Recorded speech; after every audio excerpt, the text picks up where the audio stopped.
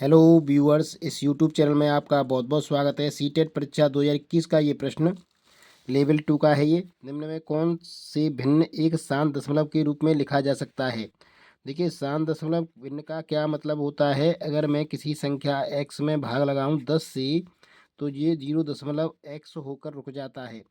इसी तरह से जब x को 10 से भाग लगाया, 10 का मतलब है 2 गुणा 5, यानी 10 के टुकड़े आए, फैक्टर आए, प्राइम फैक्टर आए 2 गुणा 5।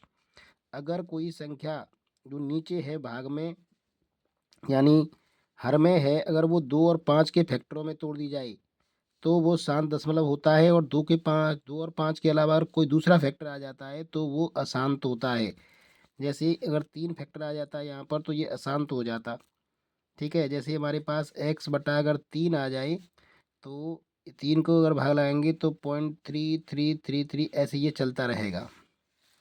तो यहाँ देखें 7/18, तो 7/18 को अगर तोड़ेंगे तो हम 3 दूनी 6 और 6 तिया 18, तो ये 3 और 2 के फैक्टर में आ रहा है, इसलिए ये शांत दशमलव नहीं है, ये अशांत है।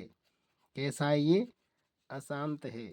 11/250 लिखा हुआ है। 11 बट्टे नीचे वाले को देखते हैं, ऊपर से कोई मतलब नहीं है। 250 को हम लिख सकते हैं 5 और 5 पचम 25 और 25 पंजे 125, 125 गुणा 2।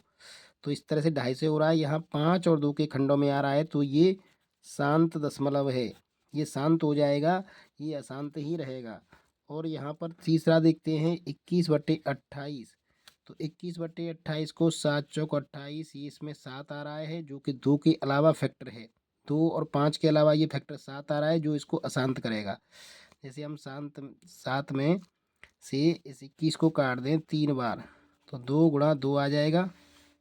ठीक है, यहाँ 2 भी सिंगल है, तो इसको अगर हम भाग लगाएं तो ये भी 3/4 रहेगा, जिसको अगर हम भाग लगाते हैं तो 2 और 5 के रूप में आ रहा है। ये भी आ जाएगा 2 और 5 के रूप में। 4 दूनी 4 सत्ते 28, बचेगा 2, 4 पंजे 20।